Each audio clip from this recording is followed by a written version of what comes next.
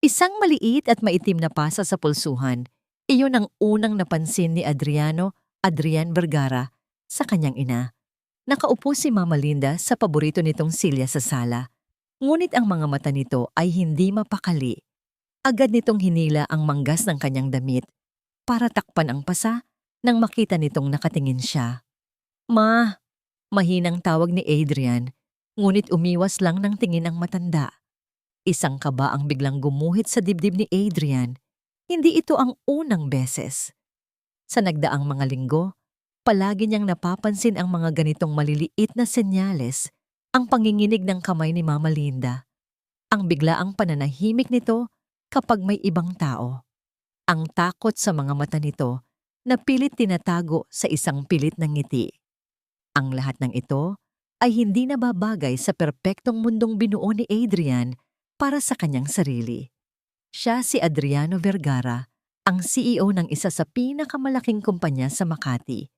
Ang bahay niya ay isang mansyon na sumisigaw ng karangyaan at sa tabi niya, palagi niyang kasama si Bianca Calzado, ang kanyang maganda at tila perpektong fiancé. Kanina lang, sa isang hapunan kasama ang mga business partners, si Bianca ang bituin ng gabi. Ang kanyang tawa ay parang musika, ang kanyang mga ngiti ay nakakahalina. Bagay na bagay kayo, Sir Adrian, sabi ng isang bisita. You found the perfect queen for your kingdom. Ngumiti lang si Adrian. Oo, perpekto si Bianca. Siya ang lahat ng gusto niya sa isang babae. Matalino, maganda, at hinahangaan ng lahat. Ngunit ngayong wala na ang mga bisita, at tanging sila na lang ang natitira sa malawak na sala, ang pakiramdam ng pagiging perpekto ay unti-unting naglalaho. Pinalitan ito ng isang malamig na pag-aalala. Tumayo si Adrian at kinuha ang isang paper bag. Ma, may dala ako para sa inyo. Isang matamis na ngiti ang sumilay sa labi ni Mama Linda nang iabot ni Adrian ang isang mamahaling cashmere na alampay. Salamat anak, napakaganda. Ako na po ang tutulong sa inyo, Mama, malambing na sabi ni Bianca, papalapit sa kanila. At doon na naman, ang bahagyang paninigas ng katawan ni Mama Linda. Ang paraan ng pag-urong nito na halos hindi mapapansin. Para siyang isang kuting na biglang nakakita ng aso. Mabilis, pero nakita ni Adrian. Hinawakan ni Bianca ang balikat ng matanda para isuot ang alampay. Ngumiti si Mama Linda, pero ang nangiting iyon ay hindi umabot sa kanyang mga mata. Makalipas ang ilang sandali, nagpaalam si Adrian na may kukunin lang sa kanyang study. Ngunit sa halip na dumiretso doon, hinanap niya ang kanyang ina. Natagpuan niya ito sa hardin, kausap ang private nurse nitong si Mayet. Marahan itong pinapahiran ng gamot ang isa pang pasa sa braso ni Mama Linda na ngayon lang nakita ni Adrian. At sa piling ni Mayet, ibang-iba si Mama Linda. Relax ang mga balikat nito. May tunay na kapayapaan sa kanyang mukha. Napansin ni Adrian ang tiwalang ibinibigay ng kanyang ina sa dalaga. Nang makaalis na si Mayet, nilapitan ni Adrian ang ina. Ma, saan po galing yan? Tanong niya. Itinuturo ang pasa sa pulsuan na tinakpan nito kanina. Ah, ito ba? Mabilis na sagot ni Mama Linda. Halatang nagulat. Nadulas lang ako sa banyo, anak. Alam mo na, tumatanda na talaga ang mama. Tumango si Adrian, pero ang kanyang mga mata ay nakatitig sa ina. At sa isang saglit, sa likod ng mga salitang iyon, nakita niya ang totoo. Saglit na napasulyap si Mama Linda sa direksyon ng mansyon, sa bintana kung saan nakatayo si Bianca kanina. Isang sulyap lang iyon, pero sapat na. Isang sulyap na puno ng takot. Gabi. Tahimik na ang buong mansyon. Pumasok si Adrian sa kanilang master's bedroom na abutan niya si Bianca na nagbabasa ng libro, nakasuot ng isang mamahaling seda na roba. Ngumiti ito sa kanya. Isang ngiti na dati ay nagpapakalma sa kanyang puso, pero ngayon, parang may kung anong mali. Love, are you okay? Kanina ka patahimik. Malamig na tanong ni Bianca. Ibinaba ang libro. Pilit na ngumiti si Adrian. Okay lang ako. Marami lang sigurong iniisip sa company. Lumapit si Bianca at niyakap siya mula sa likod. Masyado mo kasing pinapagod ang sarili mo. Relax, love. Everything is perfect. Perfect. Paulit-ulit na umalingaw-ngaw ang salitang yon sa isip ni Adrian. Humiga sila para matulog. Pinatay na ni Bianca ang ilaw sa tabi niya. Ngunit kahit nakapikit na ang kanyang mga mata, gising na gising ang diwa ni Adrian. Paulit-ulit na naglalaro sa isip niya ang imahe ng pasa sa kamay ni Mama. Ang takot sa mga mata nito nang lumapit si Bianca. Ang pilit nitong nangiti. Hindi. May mali. May mali sa perpektong mundong ito. Dahan-dahan siyang bumangon. Saan ka pupunta? Tanong ni Bianca. Inaantok. Kukuha lang ako ng tubig. Mahina niyang sagot. Naglakad siya palabas ng kwarto. Ang bawat hakbang niya sa malawak at madilim na pasilyo ay tila may bigat. Ang katahimikan ng gabi ay nakakabingi. Nang mapadaan siya sa tapat ng silid ni Mama Linda, may narinig siyang isang tunog. Isang mahinang hikbi. Huminto siya. Pinakiramdaman niya ang paligid. Baka guni-guni niya lang, ngunit narinig niya itong muli. Mas malinaw ngayon. Isang tunog ng isang taong umiiyak ng walang ingay. Dahan-dahan na parang isang magnanakaw sa sarili niyang pamamahay, idinikit niya ang kanyang tainga sa malamig na kahoy ng pinto. At sa gitna ng mga hikbi, narinig niya ang mga salitang dumurog sa kanyang puso. Isang bulong na puno ng sakit at pagmamakaawa. Diyos ko, tulungan niyo po ako. Ang bawat yabag sa pasilyo ay parang kulog sa pandinig ni Linda. Nagsimulang manginig ang kanyang mga kamay na nakapatong sa ibabaw ng kumot. Bawat gabi, ganito ang kanyang ritual. Magkukunwari siyang tulog, ngunit ang kanyang diwa ay gising na gising. Nag-aabang sa tunog ng mga paang yon na papalapit sa kanyang silid. Bumukas ang pinto. Hindi ito si Adrian, hindi rin si Mayet. Ang amoy ng mamahaling pabango ni Bianca ang unang pumasok sa silid. Kasunod nito ang anino ng isang babaeng tila anghel sa paningin ng iba, ngunit isang demonyo kapag sila na lang dalawa. Gising ka pa pala, matanda. Ang malambing na boses na naririnig ng lahat ay nawala. Pinalitan ito ng isang malamig at walang paggalang na tono. Isinara ni Bianca ang pinto ng walang ingay, ngunit ramdam ni Linda ang bigat ng pagsara niyon. Isang hudyat na nakakulong na naman siya. Naalala pa niya ang unang araw na ipinakilala ni Adrian si Bianca. Isang napakagandang dalaga na may ngiting kasing tamis ng pulot. May dalang mga prutas at bulaklak para sa kanya. Magalang, malambing, at laging gumagamit ng po at opo. Napakaswerte ng anak ko sa iyo, Iha, sabi niya noon kay Bianca. At naniwala siya sa sarili niyang mga salita. Pero ang lahat ng yon ay isang palabas. Isang perpektong pagkukunwari na unti-unting gumuho ng makuha na ni Bianca ang tiwala nilang lahat. Huwag kang magkukunwaring tulog, sabi ni Bianca, papalapit sa kama. May kailangan akong papirmahan sa'yo. Umupo si Linda. Ang puso niya ay kumakarera sa loob ng kanyang dibdib. Bianca, anak, wala na akong pera. Isang malutong na tawa ang kumawala kay Bianca. Huwag kang mag-alala. Hindi mo pera to. Pera ni Adrian. Inilapag nito sa kama ang isang papel at isang ballpen. Isang dokumento para sa money transfer. Pirmahan mo na. Kailangan ko to bago magbukas ang bangko bukas. Umiling si Linda. Hindi ko to gagawin. Malalaman to ng anak ko. Ang nangiti sa mukha ni Bianca ay biglang naglaho. Sa isang iglap, sinunggaban nito ang telepono sa bedside table. Gusto mong tawagan siya? Sige! Sigaw nito. Bago pa makakilos si Linda, buong lakas na inihagis ni Bianca ang telepono sa pader. Nagkapira-piraso ito. Subukan mong magsumbong at sisiguraduhin kong hindi lang ikaw ang masasaktan. Hinawakan ni Bianca ang panga ni Linda. Hindi mahigpit, pero meron itong lamig na tumatagos hanggang sa kanyang kaluluwa. Mahal na mahal mo si Adrian, di ba? Bulong ni Bianca, ang kanyang hininga ay may amoy ng kasinungalingan. Isipin mo na lang kung ano ang mangyayari sa kumpanya niya, sa pangalan niya, kapag nalaman ng lahat na ang pamilya Vergara ay sangkot sa isang malaking eskandalo. Isang salita mo lang, Linda. Isang salita mo lang at wawasakin ko ang lahat ng pinaghirapan ng anak mo. Binitawan nito ang kanyang panga. Bawat salita ay parang lason na unti-unting kumakalat sa kanyang sistema. Si Adrian, ang kanyang anak. Ang lahat ng ito ay tiniis niya para sa kapakanan ni Adrian, para sa kaligayahan po nito. Nanginig ang buong katawan ni Linda. Nag-init ang kanyang mga mata habang namumuo ang mga luha. Wala siyang lakas para lumaban.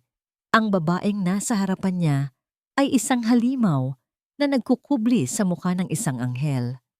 Akin na ang ballpen, pautal-utal niyang sabi. Isang nangiting tagumpay ang sumilay sa labi ni Bianca. Ibinigay nito ang papel at ballpen. Garalgal ang kanyang pirma. Bawat letra ay tila isinulat gamit ang natitirang lakas sa kanyang katawan. Kinuha ni Bianca ang dokumento at sinuri ito. Good, sabi nito. Bumabalik na naman sa malambing na tono. See? Mas madali ang lahat kung nakikipagtulungan ka lang. Matulog ka na. Bawal kang magmukhang pagod bukas. Tumalikod na si Bianca at naglakad patungo sa pinto. Bago ito tuluyang lumabas, humarap itong muli. At isa pa pala. Simula bukas, doblehin mo ang pag-inom ng iyong mga bitamina. Ayokong magkasakit ka bago ang engagement party. Kailangan kitang makitang masaya at malakas para sa anak mo.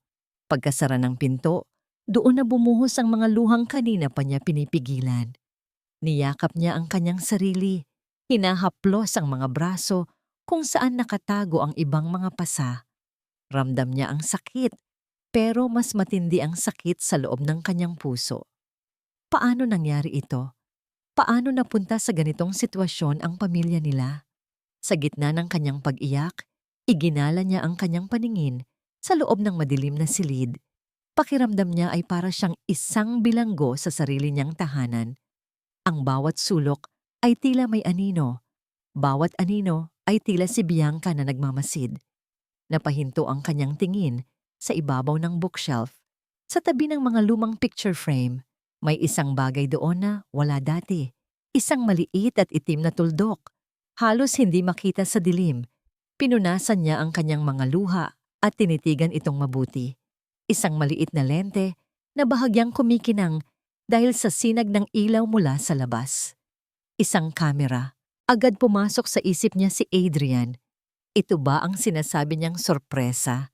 Ito ba ang paraan niya para malaman ang katotohanan?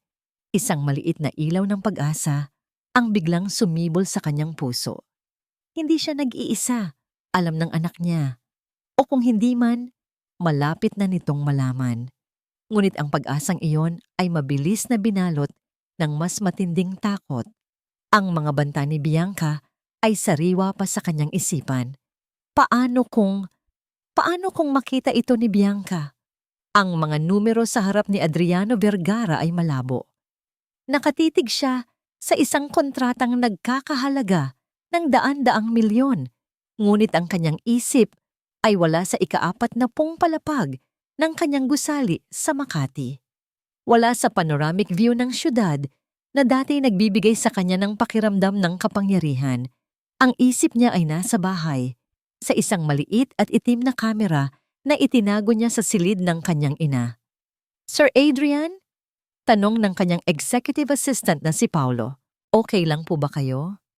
Hinihintay na po ng board ang desisyon ninyo. Tumangulang si Adrian, hindi inaalis ang tingin sa mga dokumento. Tell them I need 5 more minutes. Pagkalabas ni Paulo, hindi na niya napigilan ang sarili.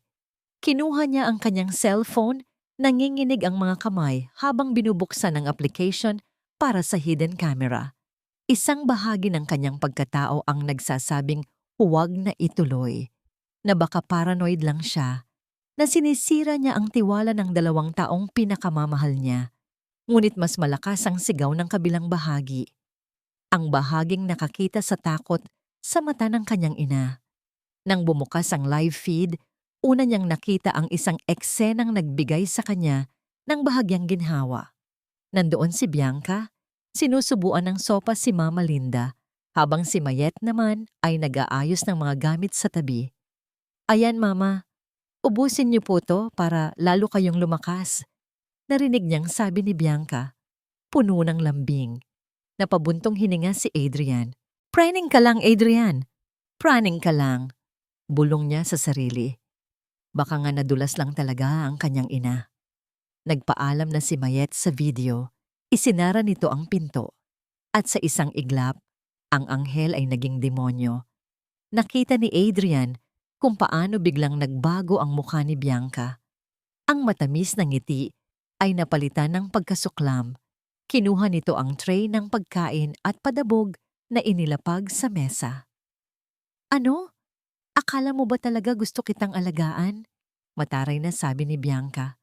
Ang boses, na kanina ay parang musika, ngayon ay parang tunog ng nababasag na bote. "Pabigat ka sa buhay ko. Alam mo ba yon? Kung hindi lang dahil sa pera ng anak mo, matagal na kitang pinalayas dito." Hindi makahinga si Adrian. Ang bawat salita ay parang suntok sa kanyang sikmura. Nakita niya kung paano napayko ang kanyang ina, kung paano nito niyakap ang sarili. Ngunit hindi pa yon ang pinakamasaklap. Kumuha si Bianca ng mga dokumento mula sa bag nito, ang parehong mga papel na nakita niyang hawak nito kagabi. "Pirmahan mo to," utos ni Bianca. Umiling si Mama Linda, umiiyak. "Ayoko na, Bianca. Maawa ka. Huwag mo akong artehan," sigaw ni Bianca. At sa harap mismo ng mga mata ni Adrian, sa screen ng kanyang cellphone, nakita niya ang isang bagay na hinding-hindi niya mapapatawad. Itinulak ni Bianca ang kanyang ina. Isang matandang babae na mahina at walang kalaban-laban. Itinulak niya ito pabagsak sa kama. Napasinghap si Mama Linda, hindi sa sakit, kundi sa gulat at takot. Hindi makahinga si Adrian. Naging blanko ang lahat sa paligid niya. Tanging ang maliit na screen ng kanyang cellphone ang totoo. At ang katotohanang naglalaro sa screen na iyon ay isang bangungot. "Pirmahan mo, sabi." Narinig niyang sigaw ni Bianca, habang sa pilitang inilalagay ang ballpen sa nanginginig na kamay ng kanyang ina. Pilit na umiiwas si Mama Linda, ngunit walang silbi. Nanginginig ang mga kamay nito habang pinipirmahan ang dokumento. At nang matapos, kinuha ni Bianca ang papel na may mapanlinlang na ngiti sa labi. "Ganyan. Mabait ka naman pala eh," sabi ni Bianca, habang tinatapik ang pisngi ng matanda. Isang tapik na tila sampal sa mata ni Adrian. "Ngayon, tandaan mo ang sinabi ko. Isang salita mo lang kay Adrian at magiging impyerno ang buhay niya. At alam mo namang ayaw mong mangyari iyon, di ba?" Nanginig ang buong katawan ni Adrian. Ang galit ay umakyat sa kanyang ulo, nagpainit sa kanyang dugo. Ang babaeng pinagkatiwalaan niya, ang babaeng mahal niya, ang babaeng handa niyang pakasalan, isang demonyo, isang halimaw na nagkukubli sa likod ng isang perpektong ngiti. Hindi niya napigilan ang kanyang sarili. Sa isang iglap, tumayo siya mula sa kanyang upuan. Isang malakas na suntok ang kanyang ibinigay sa kanyang mesa. Kagulangan. Lumipad ang kanyang laptop. Ang mga papel ay nagkalat sa sahig. Ang kanyang mamahaling kape ay tumapon. Lumikha ng isang maitim na batik sa makintab na sahig. Nanginginig ang kanyang mga kamay. Nanginginig ang kanyang buong katawan. Hindi siya makahinga. Ang sakit. Ang pagkasuklam. Ang pakiramdam ng pagiging gago. Isang matalim na sakit ang tumusok sa kanyang dibdib. Hindi ito galing sa galit, kundi sa napakatinding pagkabigo. Sa kanyang kawalang kakayahang protektahan ang kanyang sariling ina. Siya, si Adrian Vergara, ang makapangyarihang CEO, ay nabubulagan ng isang mapanlinlang na babae, habang ang kanyang ina ay tahimik na nagdurusa sa ilalim ng kanyang sariling bubong. Ang kanyang mga mata ay nag-init. Isa-isang bumagsak ang butil ng luha. Ngunit hindi ito luha ng kalungkutan. Ito ay luha ng galit, ng pighati, at ng isang matinding determinasyon. Sir Adrian, narinig niya ang boses ni Paulo mula sa labas. May problema po ba? Mabilis na pinunasan ni Adrian ang kanyang mga luha. Pilit niyang pinakalma ang kanyang sarili. Wala, Paulo. Nadulas lang ako. Sabi niya, pilit na pinatatag ang kanyang boses. Naglakad siya patungo sa bintana. Tinitigan ang naglalakihang gusali sa syudad. Ang mga ilaw na kumikinang ay tila libu-libong mga matang nakatingin sa kanya. Hinuhusgahan siya. Si Bianca, ang kanyang fiancé, ang babaeng akala niya ay perpekto, isang anay, isang ahas na nagkukubli sa ilalim ng kanyang bubong, sumisira sa kanyang pamilya. Biglang nag-vibrate ang kanyang cellphone sa sahig. Pinulot niya ito, isang tawag, mula kay Bianca. Nakatitig siya sa pangalan nito sa screen. Ang kanyang kamao ay humigpit. Gusto niyang sagutin at sigawan ito. Gusto niyang ibunto ng lahat ng galit na nararamdaman niya. Ngunit hindi. Hindi pa ngayon. Humugot siya ng malalim na hininga. Pinakalma niya ang kanyang sarili. Kailangan niyang maging matalino. Kailangan niyang maging kalmado. Pinindot niya ang answer button. Hi, love! Nasaan ka na? Malambing na boses ni Bianca, puno ng tamis na ngayon ay puro kaplastika na lang sa pandinig niya. Excited na ako para sa engagement party natin bukas. Ang tagal nating hinintay ito. Isang ngiti ang sumilay sa labi ni Adrian. Isang ngiting hindi umabot sa kanyang mga mata. Isang ngiti na puno ng pangako ng isang mapait na paghihiganti. Hi, love! Sagot ni Adrian. Ang kanyang boses ay malamig. Walang emosyon. Ngunit perpektong itinago ang bagyong bumubuo sa loob niya. Nandito pa sa office. Oo, excited na rin ako. Hinding-hindi ko makakalimutan ang gabing iyon. Hindi niya makakalimutan. At hindi rin ito makakalimutan ni Bianca. Hinding-hindi. Bulong niya sa sarili bago ito ibaba. Hinding-hindi nating makakalimutan. Ang bawat segundo ay tila isang oras, 24 na oras. Iyon ang kailangan ni Adrian para magkunwari. 24 na oras para maging ang mapagmahal na fiancé ni Bianca, habang sa loob niya ay naglalagablab ang apoy ng galit at pagkasuklam. Pag-uwi niya ng mansyon, sinalubong siya ni Bianca na may matamis na ngiti at yakap. Love, na-miss kita, sabi nito habang yumayakap ng mahigpit. Pilit nang ngumiti si Adrian. Ang yakap nito ay parang lubid na gumagapos sa kanya. Ang amoy ng pabango nito ay tila lason sa kanyang ilong. Gusto niyang itulak ito palayo. Gusto niyang isigaw ang lahat ng katotohanan. Ngunit pinigilan niya ang kanyang sarili. Ako rin, love, sagot niya. Habang hinahaplos ang likod ni Bianca na may isang pilit na ngiti sa labi. Tumuloy sila sa dining area. Nandoon si Mama Linda, nakaupo sa kanyang upuan, tahimik na kumakain. Nang makita siya ng ina, isang bahagyang nangiti ang sumilay sa labi nito. Isang ngiti na puno ng lungkot ngunit may bahid ng pag-asa. Lumapit si Adrian sa ina at hinawakan ang kamay nito. Ma, kamusta po kayo? Mabuti naman, anak, sagot ni Mama Linda. Ang kanyang boses ay mahina. Ngunit meron itong tibay na naramdaman ni Adrian.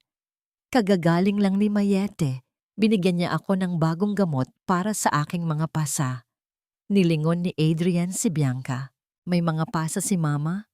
Hindi mo sinabi sa akin, love? Ay, oo nga pala. Mabilis na sabi ni Bianca na tila nagulat. Nakalimutan ko. Ang dami ko kasing inaasikaso para sa party natin bukas. Sino ba naman ang mag-aakala na sa ganitong edad ay madulas pa si Mama? Pinigilan ni Adrian ang kanyang kamao na humigpit. Ngumiti lang siya. Pagkatapos ng hapunan, nagpaalam si Adrian na matutulog na. Ngunit hindi siya makakatulog. Pagkalipas ng ilang oras, Nang sigurado na siyang tulog na si Bianca, dahan-dahan siyang bumangon. Naglakad siya patungo sa silid ng kanyang ina. Dahan-dahan niyang binuksan ang pinto. Nakita niya si Mama Linda na nakaupo sa kama, gising pa. Umupo si Adrian sa tabi ng ina. Hinawakan niya ang kamay nito. "Ma?" Mahina niyang sabi. "Napanood ko na po ang lahat ng ginawa niya sa inyo." Napaiyak si Mama Linda. "Anak, wag po kayong mag-alala, Ma," sabi ni Adrian habang hinahaplos ang kamay ng ina. "Aayusin ko ang lahat. Bukas ng gabi, matatapos na ang lahat." Tumango si Mama Linda. Ang kanyang mga mata ay puno ng luha at pasasalamat. "Salamat anak, salamat sa Panginoon." Makalipas ang ilang sandali, bumalik si Adrian sa kanyang study. Dahan-dahan niyang binuksan ang kanyang laptop. Ang oras ay 1:00 na ng madaling araw, ngunit kailangan niyang gawin ito. Ang kanyang abogado, si Attorney Santos, at ang kanyang security head, si Mang Tonyo, ay naghihintay sa video call. "Sir Adrian, handa na po ba kayo?" tanong ni Attorney Santos. "Handa na ako," sagot ni Adrian. Ang kanyang boses ay matigas at walang bahid ng pag-aalinlangan. "Attorney, kailangan kong siguruhin na magiging airtight ang kaso laban kay Bianca. At Mang Tonyo, kailangan ko ng security detail na nakahanda sa labas ng venue bukas. Hindi ko gustong may makatakas." "Masusunod, sir," sagot ni Mang Tonyo. Nagsimula silang magplano. Ang bawat detalye ay pinag-aralan. Ang pagpapalabas ng video, ang oras ng pagdating ng pulisya, ang mga posibleng reaksyon ni Bianca. Habang nagpaplano, biglang napatingin si Adrian sa isang lumang photo album sa kanyang desk. Isang album ng kanyang mga larawan kasama si Bianca. Kinuha niya ito. Isang larawan nila sa Boracay, nakangiti, masaya. Isa pa. Sa Paris, sa harap ng Eiffel Tower, ang mga mata ni Bianca ay kumikinang, puno ng pagmamahal, o iyon ang akala niya. Ang bawat larawan ay tila isang patalim na tumutusok sa kanyang puso. Ang lahat ng iyon ay isang malaking kasinungalingan, isang malaking palabas. Pinunasan niya ang isa pang butil ng luha. Ngunit ngayon, hindi na ito luha ng kalungkutan. Ito ay luha ng galit at pagsisisi. Pagsisisi kung bakit siya nabulagan. "Sir?" tawag ni Paulo na pumasok ng walang ingay. "Pasensya na po.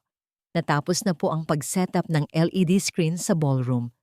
Ang pinakamalaki po ayon sa inyong request." Nilingon ni Adrian si Paulo. Isang malamig na ngiti ang sumilay sa kanyang labi. "Tot," sagot ni Adrian. Ang kanyang mga mata ay nakatingin sa labas ng bintana, sa madilim na syudad. Ang palabas ay malapit nang magsimula. Ang huling brushstroke ng lipstick ay tila isang korona. Hinarap ni Bianca Calzado ang kanyang sarili sa malaking salamin. Ang kanyang puting gown ay kumikinang sa ilaw. Ang mga brilyante sa kanyang leeg ay naglalabas ng libu-libong kislap. Ang kanyang buhok ay perpektong nakaayos. Ang kanyang makeup ay walang bahid dungis. Perpekto. "Eto na," bulong niya sa sarili habang humahawak sa kanyang tiyan. Ang kaba ay naroon, oo. Ngunit mas malakas ang pananabik. Sa wakas, ang lahat ng pinaghirapan niya ay magbubunga. Makakakuha siya ng pangalan. Makakakuha siya ng kapangyarihan.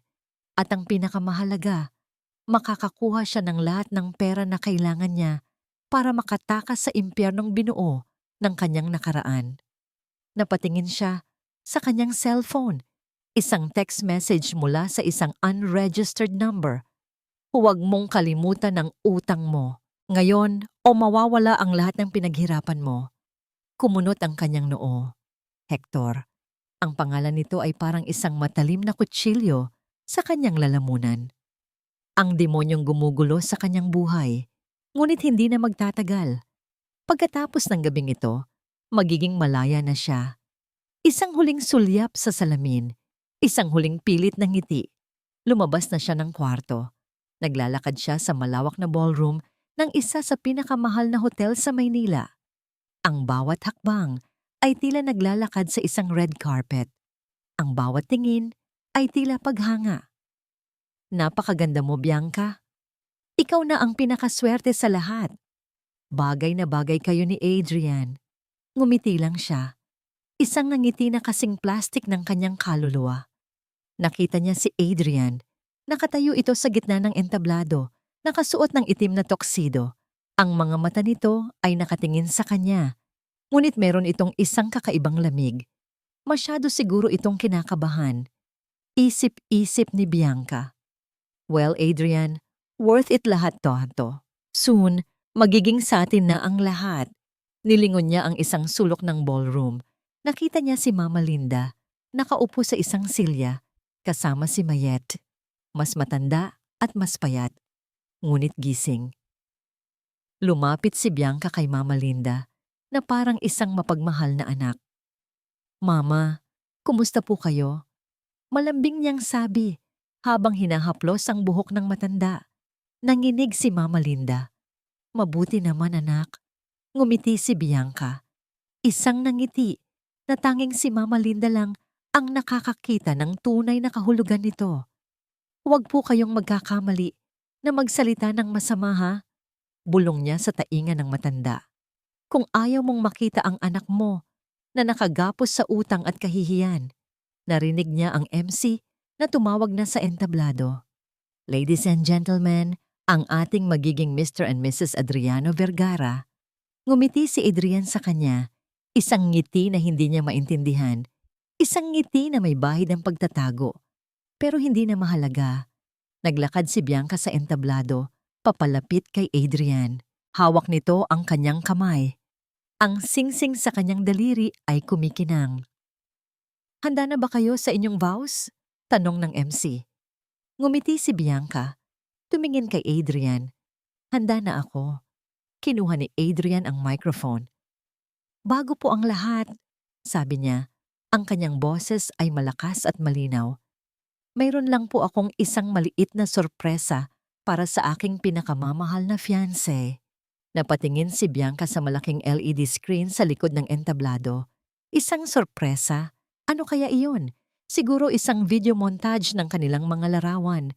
O baka isang mensahe mula sa kanyang pamilya sa ibang bansa. Ngumiti siya. Puno ng pag-asa. Wow, love! Ano yan? Ngumiti si Adrian. Ngunit ang nangiting iyon ay hindi umabot sa kanyang mga mata. Puno ito ng lungkot at galit. Hindi pa rin mawawala ang nangiti ni Bianca. Handang-handa na siyang tanggapin ang pagbati ng lahat. Ngunit ang imahe na lumabas sa screen ay hindi isang montage ng kanilang mga larawan. Hindi rin isang mensahe mula sa kanyang pamilya. Ang imahe na lumabas sa screen ay ang kwarto ni Mama Linda. Isang matamis na ngiti ang nakapaskil sa labi ni Bianca, handang-handa para sa kanyang sorpresa. Ngunit ang nanangiting iyon ay unti-unting naglaho, napalitan ng pagkalito, at sa huli, matinding takot. Ang nasa screen ay hindi isang video ng kanilang pagmamahalan. Ito ay ang silid ni Mama Linda. Nagkatinginan ng mga bisita. Nagsimulang magbulungan. Ang musika ay huminto. Naging puting-puti ang mukha ni Bianca. Adrian, anong ibig sabihin nito? Bulong niya. Ang boses ay nanginginig. Hindi siya sinagot ni Adrian. Nakatitig lang ito sa kanya. Ang mga mata nito ay puno ng isang bagay na ngayon lang niya nakita. Purong galit. At pagkatapos, lumabas ang video. Nakita ng lahat kung paano siya nagbago mula sa isang anghel tungo sa isang demonyo.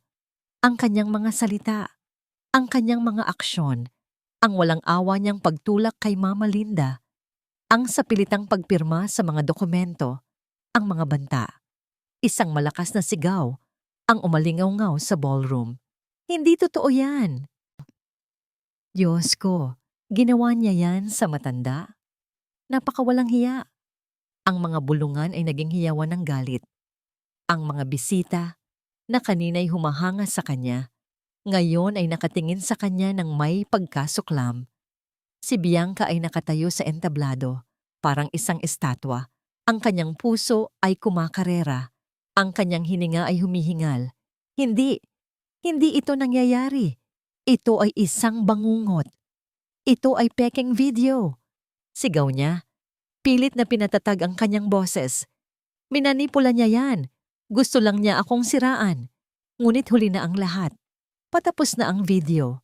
At sa pagtatapos nito, lumabas ang mga salita ni Adrian. Kinuha ni Adrian ang microphone.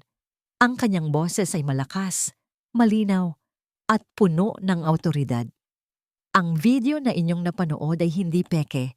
Sabi ni Adrian, ang kanyang mga mata ay nakatingin ng diretso kay Bianca. Ito ay ang katotohanan. Ang katotohanan kung paano pinahirapan at pinagsamantalahan ni Bianca Calzado ang aking ina. Nagsimulang umiyak si Bianca. Hindi, Adrian. Hindi totoo yan. Mahal kita. Hindi ko kayang gawin yan. Mahal? Ngumiti si Adrian ng mapait. Ang pagmamahal mo ay isang malaking kasinungalingan. Bianca, alam ko ang lahat. Ang mga pera na ninakaw mo sa pamilya ko. Ang mga transaction sa bank account mo. At ang taong pinadalhan mo ng mga perang yon. Isang taong nagngangalang Hector. Narinig ni Bianca ang pangalan na yon. Biglang nanlamig ang kanyang buong katawan. Hindi. Paano niya nalaman? Adrian, huwag kang maniwala sa kanya. Sinisira ka lang niya. Sigaw ni Bianca. Hindi niya ako sinisira, Bianca. Sagot ni Adrian. Ikaw ang sumira sa sarili mo. At ngayon, oras na para harapin mo ang kahihinatnan ng iyong mga ginawa. Sa isang iglap, bumukas ang mga pinto ng ballroom. Pumasok ang mga pulis na pinangunahan ng isang inspektor. Miss Bianca Calzado, sabi ng inspektor, kayo po ay arestado sa kasong pagnanakaw at physical abuse sa isang senior citizen. Hindi! Huwag niyo akong arestuhin! Sigaw ni Bianca habang pilit na umaatras. Hindi ko yan ginawa. Ngunit huli na ang lahat. 2 pulis ang lumapit sa kanya. Sinubukan niyang lumaban, ngunit masyado siyang mahina. Habang kinukorona siya, nakita ni Bianca si Adrian. Nakatingin pa rin ito sa kanya, walang awa. Sa likod nito, nakita niya si Mama Linda na ngayon ay tahimik na umiiyak sa tabi ni Mayet. Adrian! Sigaw niya habang kinakaladkad siya palabas ng ballroom. Huwag mong gawin to sa akin. Hindi mo alam kung sino ang kinakalaban mo. Sasabihin ko kay Hector. Isang malamig na ngiti ang sumilay sa labi ni Adrian. Alam ko, Bianca. Bulong niya sa sarili habang nakatingin sa papalabas na si Bianca. Mas alam ko kaysa sa inaakala mo. Ang katahimikan sa mansyon ay nakakabingi. Makalipas ang gabi ng kaguluhan, ang bahay na dati puno ng pagtawa at kasiyahan ay nabalot ng isang malalim na kalungkutan. Nakaupo si Adrian sa kanyang study, nakatitig sa screen ng kanyang laptop. Ang pangalan, Hector Reyes. Ang pamilya, Reyes Corporation. Isang dating malakas na kalaban ng kanyang ama sa negosyo. Ilang dekada na ang nakalipas. Naaalala niya ang kanyang ama na nagsasalaysay tungkol sa matinding labanan sa korporasyon. Ang Reyes Corporation ay nalugi at tuluyang nawala sa mapa ng negosyo. Ang ama ni Hector, si Don Ricardo Reyes, ay nagpakamatay matapos malugi ang lahat. At ngayon, ang anak niya, si Hector, ay bumalik at ginagamit si Bianca. Hindi ito tungkol lang sa pera. Hindi ito isang simpleng pagnanakaw. Ito ay paghihiganti. Kinuha ni Adrian ang kanyang cellphone. Attorney Santos, I need you to dig deeper into Hector Reyes. Everything. His current activities, his connections, lahat. Masusunod, Sir Adrian? Sagot ng abogado. But sir, may isa pa po akong balita. Kumunot ang noo ni Adrian. Ano yon? Nakita po si Miss Calzado na tumakas mula sa kustodya ng pulisya kaninang madaling araw. Sabi ni Attorney Santos. May nagpalabas sa kanya. Wala pa kaming ideya kung sino. Napakasama ng kutob ni Adrian. Tumakas si Bianca. Ngayon, mas lalong nagiging komplikado ang lahat. Hindi na lang ito personal na paghihiganti. Isa na itong malaking panganib. Secure my mother immediately. Utos niya sa kanyang security head. Double the guards. No one in, no one out without my explicit permission. And put Mayet on a 24/7 watch. Si Mayet, ang pangalan ng dalaga, ay nagdala ng bahagyang ginhawa sa kanyang puso. Siya ang tanging taong tila nagpapagaan sa loob ni Mama Linda. Nagpunta si Adrian sa kwarto ng kanyang ina. Nandoon si Mayet, pinapainom ng gamot si Mama Linda. Mas kalmado na ang kanyang ina, ngunit mayroon pa ring bahid ng takot sa kanyang mga mata. Adrian, anak, sabi ni Mama Linda, humawak sa kanyang kamay. Ayos lang po ako. Hindi po, Ma. Hindi po kayo ayos, sabi ni Adrian habang hinahaplos ang kamay ng ina. Pero hindi ko na po hahayaan na saktan pa kayo ni Bianca at ng sino mang kasama niya. Nagpasalamat si Mayet sa kanya. Salamat po, Sir Adrian. Mas magiging ligtas po si Mama Linda sa inyong pangangalaga. Pagkalabas niya ng silid ng ina, pumunta si Adrian sa control room ng kanyang security. Nandoon ang mga monitor na nagpapakita ng bawat sulok ng mansyon. Sinusuri niya ang bawat kamera. Ang kanyang mga mata ay matalim, naghahanap ng anumang kahina-hinala. At doon niya nakita. Isang araw bago ang engagement party. Sa isa sa mga security cameras sa labas ng mansyon, isang itim na van ang huminto. Isang lalaki ang lumabas. May suot na itim na hoodie. Nakipag-usap ito sa isa sa kanyang security guard. At ang security guard na yon ay si Paulo. Nanlaki ang mga mata ni Adrian. Hindi ito totoo. Si Paulo, ang kanyang pinagkakatiwalaang assistant. Ang taong nag-ayos ng kanyang engagement party. Ang taong nag-set up ng LED screen. Ang puso ni Adrian ay bumigat. Ang galit na kanina'y nakadirekta kay Bianca at Hector, ngayon ay unti-unting lumilipat sa isa pang tao. Ang pagtataksil ay isang sakit na mas masahol pa sa pisikal na pagpapahirap. Muli, kinuha niya ang kanyang cellphone. Dinial niya ang numero ni Paulo. Sir, sagot ni Paulo, ang boses ay kalmado, normal. May kailangan po kayo? Paolo, sabi ni Adrian, ang kanyang boses ay matigas. Pumunta ka sa opisina ko. Ngayon. Masusunod po, sir, sagot ni Paulo. Ibaba ni Adrian ang tawag. Tumayo siya at naglakad patungo sa kanyang desk. Ang laptop ay nasa sahig pa rin. Ang mga papel ay nakakalat.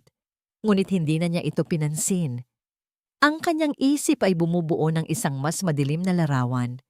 Isang malalim na sabuatan. At si Paulo, ang taong kanyang pinagkakatiwalaan, ay isa sa kanila.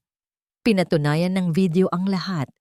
Si Paulo, ang kanyang kanang kamay, ay nagbukas ng daan para sa kaaway. Hindi ito matatapos sa pagkakakulong ni Bianca. Mas malaki ito, mas malalim. Ang pamilyar na tunog ng pagkatok sa pinto ay nagpadaloy ng kaba sa buong katawan ni Mama Linda. Gabi na. Tahimik ang buong mansyon. Nakaupo siya sa kanyang kama, binabasa ang lumang Bible. Ang kanyang puso ay umaasa na si Adrian ang kumatok. O si Mayet. Ngunit nang bumukas ang pinto, hindi sila ang nakita niya. Si Paulo, ang dating assistant ni Adrian, ang taong palaging ngumingiti at magalang. Ngunit ngayon, ang mga mata nito ay walang buhay. Mama Linda, sabi ni Paulo, ang boses ay formal. Pinapatawag po kayo ni Sir Adrian sa kanyang opisina. Nilingon ni Mama Linda si Mayet, na ngayon ay nag-aayos ng kanyang mga gamit sa bedside table. Mayet, samahan mo ako, anak. Naku, Mama Linda, mabilis na sabi ni Paulo. Si Mayete po ay pinapunta muna ni Sir Adrian sa isa pang branch ng company. Emergency po daw. Kumunot ang noo ni Mama Linda. Pero bakit hindi sinabi sa akin ni Adrian? Ngumiti si Paulo. Isang ngangiting hindi umabot sa kanyang mga mata. Emergency po talaga, Mama Linda, kaya hindi na po nakapagpaalam. Isang malamig na kutob ang gumapang sa puso ni Mama Linda. Naramdaman niya ang matinding pagbabago sa tono ng boses ni Paulo. Isang bagay ang mali. Masyadong mabilis. Masyadong madali. Hindi. Hindi ako pupunta, sabi ni Mama Linda habang humihigpit ang hawak sa kanyang Bible. Gabi na. Hindi ako pupunta nang wala si Adrian. Nawala ang ngiti ni Paulo. Ang kanyang mukha ay naging matigas. Mama Linda, huwag na po kayong magpatumpik-tumpik pa. Hindi ko kayo tatanungin. Kailangan niyo pong sumama sa akin. Nagsimulang manginig si Mama Linda. Ngunit sa pagkakataong ito, hindi lang ito takot. Mayroon itong bahid ng galit. Hindi na siya ang dating Mama Linda na tahimik na nagtitiis. Biglang namatay ang ilaw. Naging madilim ang buong mansyon. Isang hiyawan ng gulat ang kumawala kay Mama Linda. Narinig niya ang tunog ng mga yabag sa labas. Marami sila. Hindi lang si Paulo. Hector, bilisan mo na! Narinig niyang sigaw ni Bianca. Ang kanyang boses ay puno ng galit at desperasyon. Lumabas si Bianca mula sa dilim. Ang kanyang mukha ay puno ng matinding puot. Hawak nito ang isang baril. Bianca! Sigaw ni Mama Linda. Ang kanyang puso ay kumakarera. Wala nang oras para sa pag-arte, matanda, sabi ni Bianca habang papalapit. Sumama ka na sa amin o guguluhin namin ang buhay ng anak mo. Tinitigan ni Mama Linda ang mukha ni Bianca. Ang kanyang sariling takot ay napalitan ng isang kakaibang tapang. Ang alaala ng takot sa kanyang mga mata nang makita niya si Bianca. Ngayon ay napalitan ng galit. Hindi na siya magiging biktima. Hindi ko kayo sasamahan, sigaw ni Mama Linda. Sabay hagis ng kanyang Bible kay Bianca. Nagulat si Bianca. Nakaabot ang Bible sa kanyang mukha. Sa pagkakataong yon, tumakbo si Mama Linda. Hindi siya papayag na gamitin siyang muli. Nakita niya ang maliit na red button sa ilalim ng bedside table, ang emergency button na itinuro sa kanya ni Adrian. Habulin niyo siya! Sigaw ni Bianca habang pinupunasan ang kanyang mukha. Naramdaman ni Mama Linda ang mga kamay na humawak sa kanya. Subalit bago pa man siya tuluyang makuha, inabot niya ang pindutan. Click! Isang mahinang tunog na halos hindi marinig sa kaguluhan. Ngunit alam ni Mama Linda na sapat na yon. Sapat na yon para malaman ni Adrian. Hinila siya ng mga lalaki. Tinakpan ang kanyang bibig. Adrian! Bulong niya sa kanyang isip. Anak ko! Naramdaman niya ang isang matalim na saksak sa kanyang leeg. Unti-unting dumilim ang kanyang paningin. Ang malakas na tunog ng emergency alarm ang gumising kay Adrian. Isang matalim na tunog na bumubutas sa katahimikan ng gabi. Agad siyang bumangon mula sa kanyang kama, ang kanyang puso ay kumakarera. Ang alarm na yon ay galing sa silid ng kanyang ina. Naramdaman niya ang matinding kaba. Hindi ito ordinaryong alarma. Ito ay ang sistema na itinayo niya mismo para sa kaligtasan ni Mama Linda. Nagmadali siyang bumaba sa control room ng security. Ang mga monitor ay nagliliyab sa pula. Ang mga kamera sa silid ni Mama Linda ay naka-off. Ang mga gate ay bukas. Anong nangyayari? Sigaw niya sa mga security guard na naroon. Sir, may breach po tayo, sabi ng isang gwardiya. Ang boses ay nanginginig. Nawalan po ng signal ang mga kamera sa East Wing at ang mama niyo po nawawala. Nanlamig ang buong katawan ni Adrian. Nawawala? Biglang nag-vibrate ang kanyang cellphone. Isang tawag mula sa isang unregistered number. Kinilabutan siya. Pinindot niya ang answer button. Mabuhay, Adrian. Isang pamilyar na boses. Ang boses ni Bianca. Ngunit ngayon, ito ay puno ng matinding galit at pananakot. Hinanap mo ba ang nanay mo? Nasa akin siya. Para siyang sinaksak sa dibdib. Bianca, walang hiya ka. Anong ginawa mo sa nanay ko?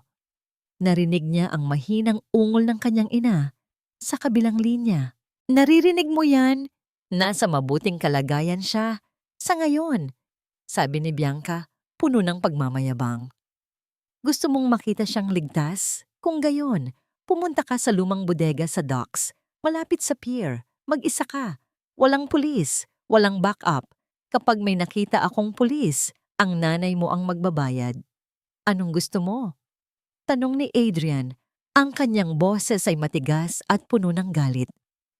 Ang kalayaan ko at ang pera na kailangan ko, hindi bababa sa 1 bilyong piso. Mayroon ka lang 1 oras, sabi ni Bianca. Huwag kang magkakamali, Adrian. Kilala mo ako. Kayang-kaya kong gawin ang sinasabi ko. At pagkatapos, ibinaba nito ang tawag. Nanginginig ang mga kamay ni Adrian. 1 oras, 1 bilyong piso, at ang lumang bodega sa docks. Agad siyang tumakbo palabas ng control room.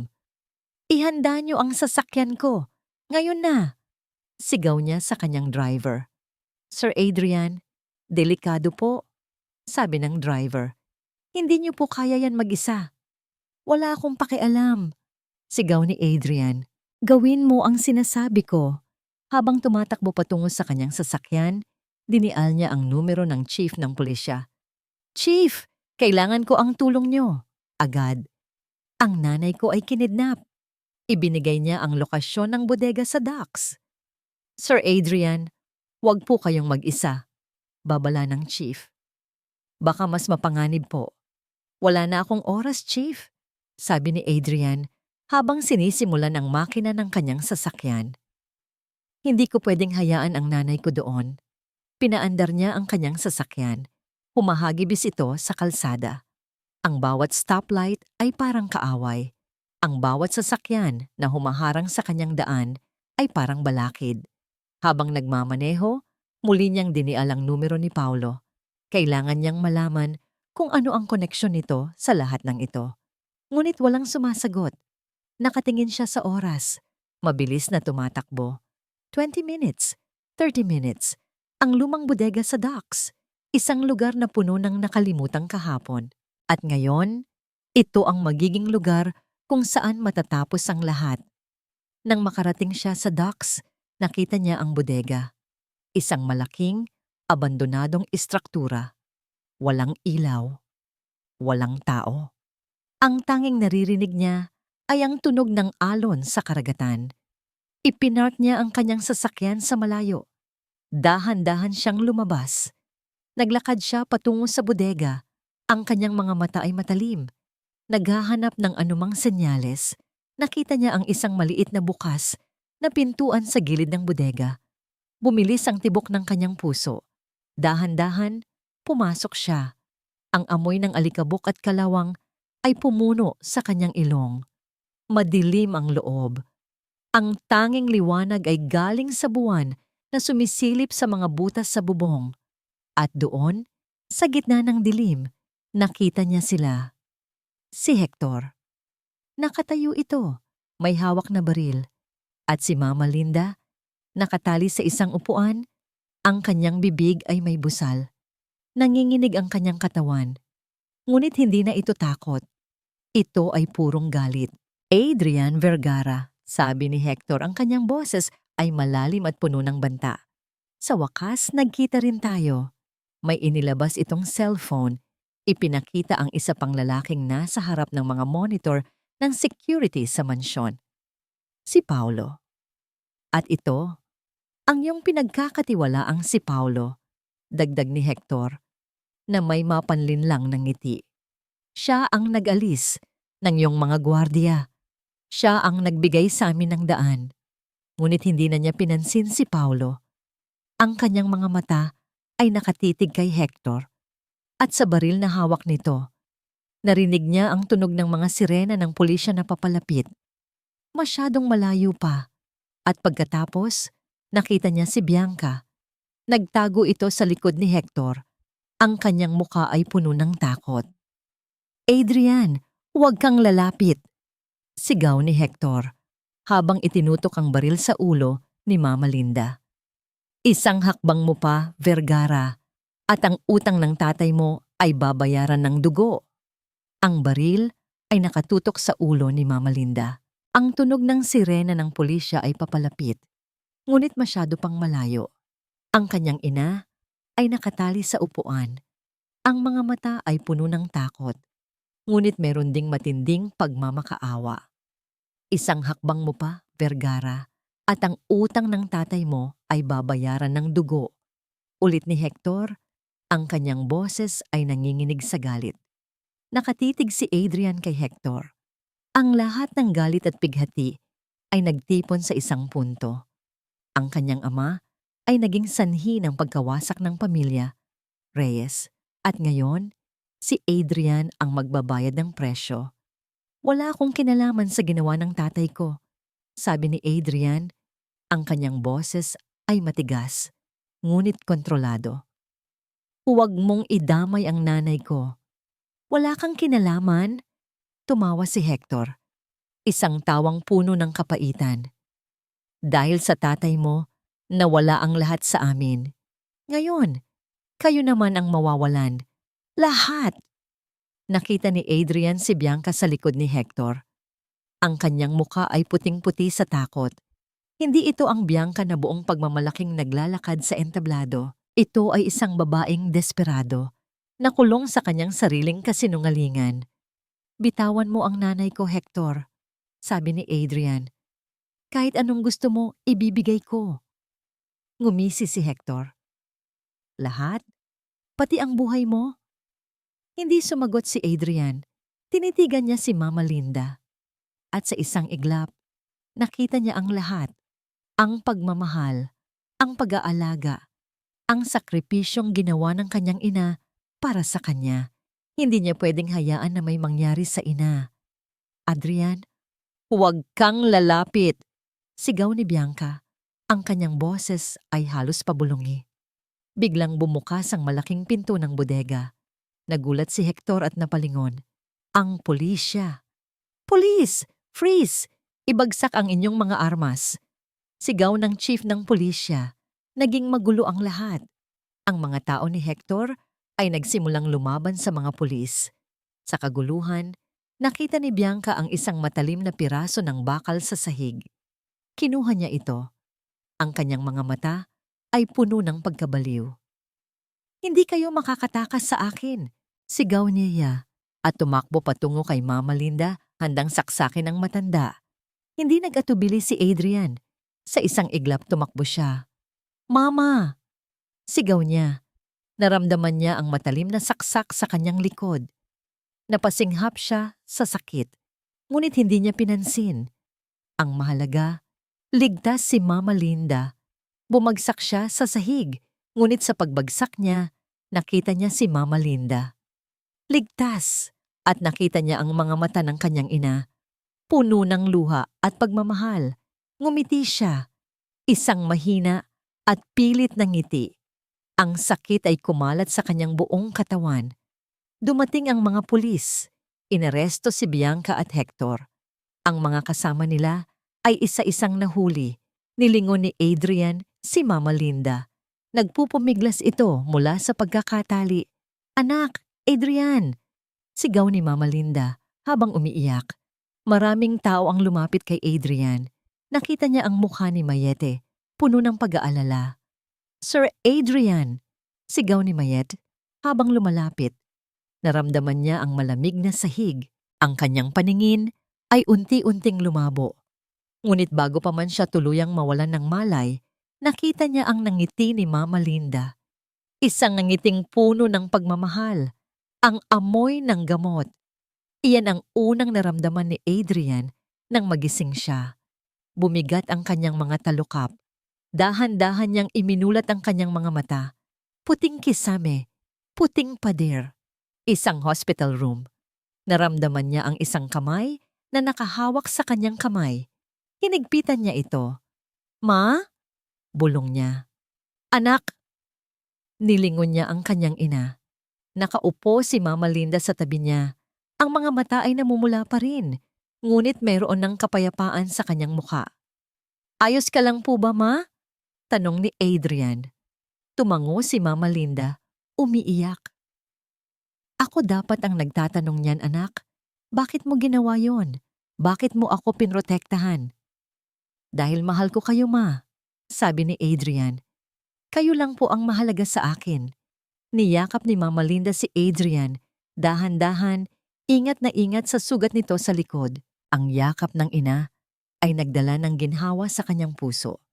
Makalipas ang ilang linggo, nakauwi na si Adrian.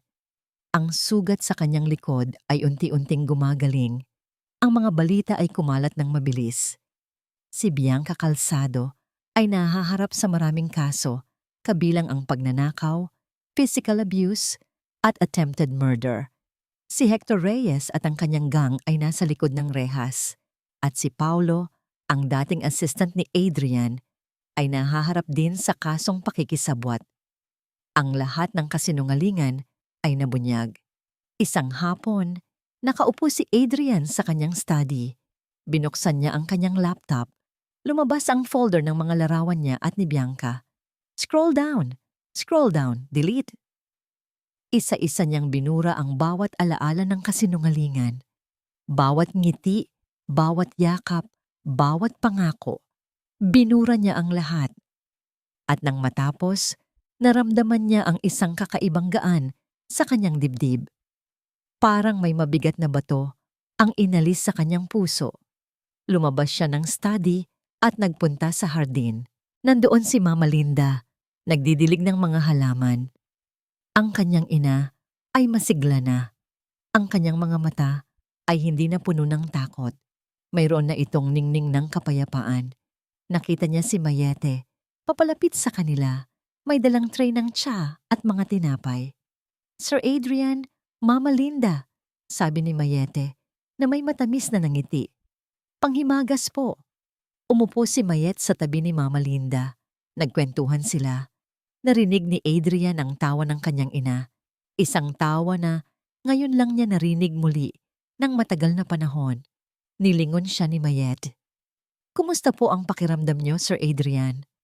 Mas mabuti na, sagot ni Adrian at ngumiti. Isang tunay na ngiti. Salamat sa iyo, Mayet. Kung wala ka, hindi ko alam kung ano ang mangyayari. Umiling si Mayet. Trabaho ko po yon at mahal ko po si Mama Linda. Tiningnan ni Adrian si Mayet. Ang kanyang simpleng ganda, ang kanyang tapat na ngiti, ang kanyang kabaitan, walang makeup, walang mamahaling damit, walang pagpapanggap. At doon, biglang naramdaman ni Adrian ang isang kakaibang damdamin. Hindi ito pagmamahal na puno ng pagkabighani. Hindi ito pagmamahal na puno ng pagnanasa. Ito ay pagmamahal na puno ng kapayapaan, ng pag-asa, ng paghilom. Si Mayet ang tanging tao na hindi niya inasahan, ang tanging tao na hindi niya hinanap sa perpektong mundong binuo niya. Ngunit siya ang nagdala ng tunay na kahulugan ng pagmamahal sa kanyang buhay. Mama Linda, sabi ni Adrian, halika po, magmerienda na tayo. Ngumiti si Mama Linda. Ngumiti si Mayet. At sa ilalim ng mainit na araw, sa gitna ng hardin na puno ng mga bulaklak, natagpuan ni Adrian ang kanyang tunay na perpektong mundo. Hindi ito puno ng karangyaan. Hindi ito puno ng kasinungalingan. Ito ay puno ng pagmamahal, ang pamilya, at ng isang bagong simula. At dito nagtatapos ang kwento ni na Adrian at Mama Linda, na natagpuan ang tunay na halaga ng pag-ibig sa gitna ng matinding pagsubok. Sa bawat tagapakinig na sumama sa amin sa paglalakbay na ito, mula sa unang kabanata hanggang sa huli, maraming salamat po. Ang paglikha ng kwentong ito ay naging isang napakahalagang karanasan para sa akin. Bawat pahina ay isinulat ng may pagmamahal at pag-asa. Sinubukang ilarawan ang bawat damdamin, ang kaba, ang galit, ang sakit, at sa huli, ang kapayapaan at paghilom na kasama ng paghahanap ng tunay na pag-ibig. Higit pa sa isang simpleng pag-iibigan, ninais kong ibahagi ang isang mahalagang aral, na ang tunay na pag-ibig ay hindi matatagpuan sa panlabas na anyo o sa mga huwad na pangako, kundi sa katapatan, sa pagprotekta sa ating pamilya, at sa kapangyarihan ng pagpapatawad at pagmamalasakit. Sana'y nadama ninyo ang mensahe ng pag-asa na kahit gaano pa kadilim ang pinagdadaanan, laging may liwanag na naghihintay sa dulo. Lubos po akong umaasa na ang kwentong ito ay nag-iwan ng marka sa inyong mga puso. Gusto naming marinig ang inyong mga naiisip at nadarama. Ibahagi po ninyo sa amin ang inyong mga komento. Maraming salamat muli sa inyong suporta at sa inyong patuloy na pagmamahal sa aming mga kwento. Hanggang sa muli nating pagkikita,